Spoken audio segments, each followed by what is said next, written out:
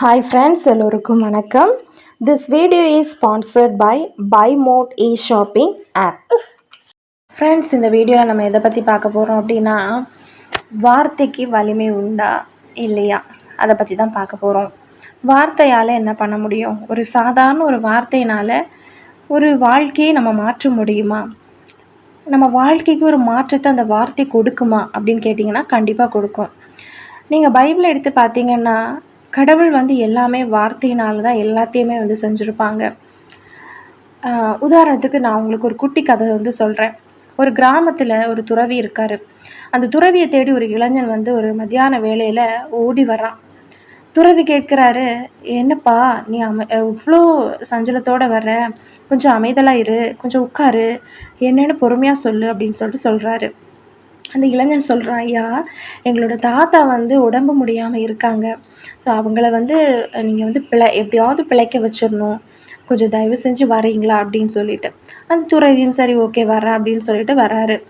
துறவி பார்க்கும் பொழுது அந்த முதியவர் ரொம்ப அவருடைய நிலைமை மோசமாக இருக்குது. எனவே அந்த ஊர் மக்கள்கிட்ட எல்லாமே அங்கே கூடியிருந்த மக்கள் எல்லார்கிட்டையுமே சொல்கிறாரு, நான் ஒரு மந்திரத்தை சொல்கிறேன், நீங்கள் எல்லாமே சேர்ந்து நம்பிக்கையோடு அந்த மந்திரத்தை சொன்னீங்க அப்படின்னா இந்த முதியவரை நம்ம பிழைக்க வச்சிடலாம் அப்படின்னு சொல்லிட்டு சொல்கிறாரு.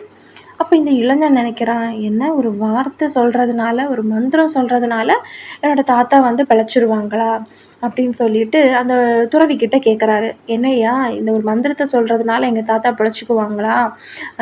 ஒரு டாக்டரை பார்க்க சொன்னால் சரி, இல்லை ஒரு இந்த மாதிரி ஒரு ட்ரீட்மெண்ட் பண்ணுங்கள் சரியாயிடுவார் அப்படின்னு சொன்னால் சரி, சாதாரண ஒரு மந்திரத்தை சொன்னால் எப்படி ஐயா அவர் பிழைப்பார் அப்படின்னு சொல்லிட்டு அந்த துறவிக்கிட்ட அந்த இளைஞன் கேட்பார். அப்போது அந்த துறவி இளைஞனை பார்த்து சொல்கிறாரு, நான் பார்த்ததுலையே ஒரு முட்டாள்னா நீ மட்டும்தான், உன்னை மாதிரி ஒரு முட்டாளை நான் பார்த்ததே கிடையாது அப்படின்னு சொல்லிடுவார். இந்த இளைஞனுக்கு சரியான கோபம். என்னையா என்னை பார்த்தா முட்டாள்னு சொல்கிறீங்க அப்படின்னு சொல்லிட்டு இளைஞன் பதிலுக்கு கோவப்படுறாரு. அப்போ அந்த துறவி சொல்கிறாரு, கொஞ்சம் பொறுமையாக இரு தம்பி, அதாவது நான் ஒரு முட்டாள் அப்படிங்கிற ஒரு வார்த்தை மட்டும்தான் அவங்கக்கிட்ட சொன்னேன். அந்த வார்த்தை உனக்குள்ள ஒரு மிகப்பெரிய ஒரு கோபத்தை உருவாக்கியிருக்கு. அப்போது ஒரு வார்த்தையால் அந்த கோபத்தை உருவாக்கக்கூடிய வலிமை இருக்குது அப்படின்னா, அதே ஒரு நல்ல ஒரு வார்த்தையை நம்ம சொல்லும் பொழுது நல்ல விஷயம் நடக்காது அப்படின்னு சொல்லிட்டு நடக்காதுன்னு எப்படி சொல்ல முடியும் அப்படின்னு சொல்கிறாரு. அப்போ தான் இளைஞன் தன்னோட தவறை உணர்றான்.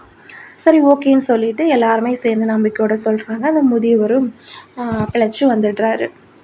இந்த கதை என்ன சொல்லுது அப்படின்னா, வார்த்தையால் ஒரு விஷயத்தை உருவாக்க முடியும். அது எதிர்மறை வார்த்தையாக இருந்தாலும் சரி, நேர்மறை வார்த்தையாக இருந்தாலும் சரி, வார்த்தைக்கு வல்லமை உண்டு.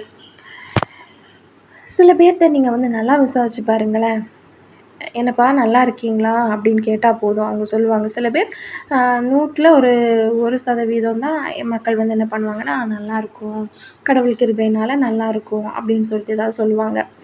மற்ற பேரெல்லாம் என்ன சொல்லுவாங்க அப்படின்னா, ஏதோ இருக்கம்பா, கடவுளுக்கு கண் இருக்கா இல்லையானே தெரியல அப்படின்னு சொல்லிட்டு கடவுள் மேலேயும் பழி போடுவாங்க, தான் நல்லா இல்லை அப்படின்னு சொல்லுவாங்க. அப்படி சொல்கிறதுனால நமக்கு என்ன கிடைக்க போகுது? அதையே கொஞ்சம் மாற்றி நேர்மறையாக யோசிச்சு பாருங்களேன். யாராவது நல்லா இருக்கீங்களான்னு கேட்டால் நல்லா இருக்கும் அப்படின்னு சொல்லுங்கள். உங்கள்கிட்ட இருக்கிற விஷயத்தில் நீங்கள் திருப்தி ஆனீங்க அப்படின்னா கடவுள் உங்களுக்கு இன்னும் அதிகமாக கொடுப்பாரு. சில பேருக்கு என்ன ஒரு எண்ணம் அப்படின்னா, நம்ம பாசிட்டிவாக திங்க் பண்ணோம் அப்படின்னா பாசிட்டிவாக நடக்காது, நம்ம நெகட்டிவாக திங்க் பண்ணோம்னா பாசிட்டிவாக நடக்கும். அதாவது ஸ்கூல் பிள்ளைங்க எல்லாம் சில பேர் சொல்லுவாங்க தானே, அதாவது நம்ம ஃபெயில் ஆகிடுவோம். நல்லா படிக்கிற பிள்ளைங்களுக்கு, சில பிள்ளைங்க, எல்லா பிள்ளைங்களையும் நான் சொல்லலை, இந்த நல்லா படிக்கிற பிள்ளைங்கக்கிட்ட எக்ஸாம் எப்படி எழுதுனேன் அப்படின்னு கேட்டால், ஏதோ எழுதியிருக்கேன், நான் ரொம்ப படிக்கவே இல்லை அப்படின்னு போய் சொல்லுவாங்க.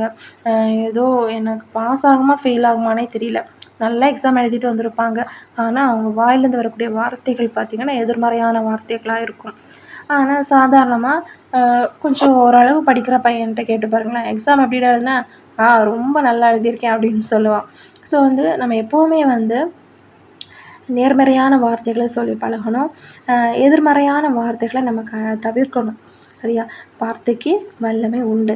அதனால ஒரு வார்த்தையினால் உன்னை உருவாக்கவும் முடியும், அழிக்கவும் முடியும். அந்த வார்த்தையை நம்ம வந்து உபயோகப்படுத்துகிற முறையில் இருக்குது. அந்த வார்த்தையை நம்ம நேசித்து நம்ம வந்து நல்ல விதமாக மற்றவங்கள்ட்ட பேசணும்.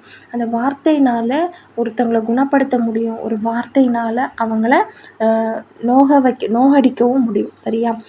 ஸோ நல்ல வார்த்தைகளை பேசுங்க. வார்த்தைக்கு வலிமை இருக்குது. நம்புங்க. பாசிட்டிவாக பேசுங்க. நல்லதே பேசுங்க. நன்றி.